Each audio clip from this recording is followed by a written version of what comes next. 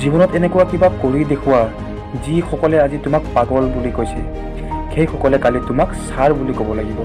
জীৱনত এনেকুৱা কিবা কৰি দেখুওৱা যিসকলে আজি তোমাক ইনচাল্ট কৰিছে, সেইসকলেও কালি তোমাৰ দৰে হোৱাৰ সপোন দেখিব।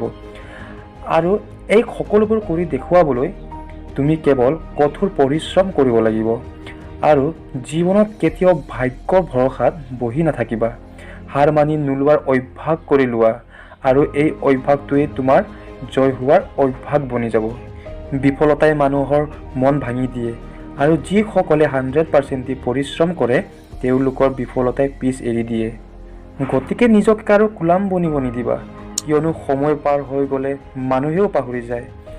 বিনা কাৰণতে আপোন সকলেও কন্দুৱাই থৈ যায়।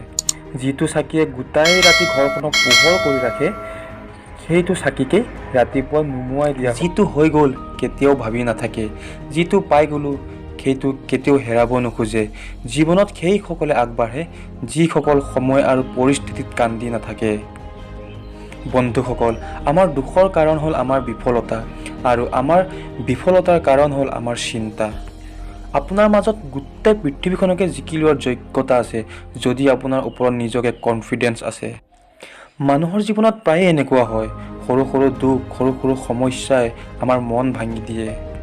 যে আমি এনেকুৱা ভাবি লওঁ এই দুখ সমস্যাবোৰ আমাৰ মাজৰ পৰা কেতিয়াও নাযায়, তেতিয়ালৈ আমি কেতিয়াও আগবাঢ়িব নোৱাৰোঁ আৰু সফল হ'ব নোৱাৰোঁ। কিন্তু আৰু মানুহে গম নাপায় যে সকলোৰে জীৱনত সমস্যা আহে, আৰু এই সমস্যাবোৰ আহিয়েই থাকিব। যদি আমি দুখী হৈ হাতত হাত ধৰি বহি থাকোঁ, তেন্তে আমাৰ গোটেই জীৱন আৰু আমাৰ অমূল্য সময়বোৰ এনেদৰেই ভাবি থাকোঁতেই শেষ হৈ যাব। আৰু আমাৰ অন্তিম সময়ত থাকি যাব কেৱল আফচোচ আৰু বিফলতা। গতিকে বন্ধুসকল, জীৱনত কেতিয়াও ৰিস্ক লোৱাত ভয় নাখাব। হয়তো বিজয় হ'ব, নহ'লে কিবা শিকিব পাৰিব। কিয়নো জীৱনত কিছুমান সিদ্ধান্ত বহুত কঠিন হয়, আৰু এই সিদ্ধান্তবোৰে মানুহৰ জীৱনটোকে সলনি কৰি দিয়ে। আৰু জীৱনত সফলতা পাবলৈ এই তিনিটা বস্তুৰ আমাক বহুত প্ৰয়োজন আছে: সঠিক সময়, সঠিক সিদ্ধান্ত, সঠিক চিন্তা। জীৱনত কেতিয়াবা এনেকুৱা হয় যে আমি শুদ্ধ থাকোঁ, কিন্তু আমি নিজকে প্ৰমাণ কৰিবলৈ আমাৰ ওচৰত শব্দ নাথাকে। আৰু এনেকুৱা সময়ত অলপ ধৈৰ্য ৰাখিব, কিয়নো আপোনাৰ প্ৰমাণ সময়ে নিজেই দিব। গতিকে বন্ধুসকল, নিজৰ সফলতাক ইমানেই ডাঙৰ বনাব যে আপোনাক হাৰুৱাবলৈ চেষ্টাৰ নহয়, চলনাৰে প্ৰয়োজন হয়।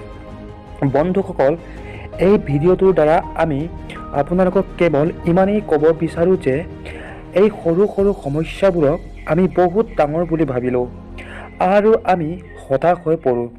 আৰু এই সমস্যাবোৰৰ সেইটো সময়ত হয় যেতিয়া আমি নিজৰ কেৰিয়াৰ বনাবলৈ আৰু নিজৰ ভৱিষ্যত বনাবলৈ পৰিশ্ৰম কৰিবলগীয়া হয়। আমি ফ'কাছ কৰিব লাগে নিজৰ লক্ষ্যৰ ফালে, কিন্তু আমাৰ ধ্যান বেলেগত থাকে। আমাৰ সময় এইবোৰতে নষ্ট হৈ যায়, আৰু কিছুমানটো নিজৰ জীৱনটোকে বৰবাদ কৰি লয়। আপুনিও যদি এনেকুৱা কিবা সমস্যাত ফচি আছে, তেন্তে যিমান পাৰে সোনকালে তাৰ পৰা ওলাই আহক। নিজৰ চিন্তাধাৰাবোৰক বহল কৰক, কিয়নো জীৱনটো বহুত সুন্দৰ।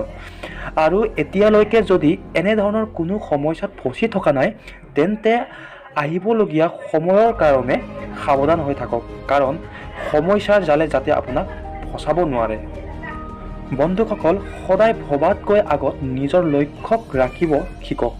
যে প্ৰেমৰ পিছত লাগি থকা সকলে এদিন ভাঙি যায়, কিন্তু লক্ষ্যৰ পিছত লাগি থকা সকলে জীৱনত এদিন বহুত ডাঙৰ মানুহ হয়।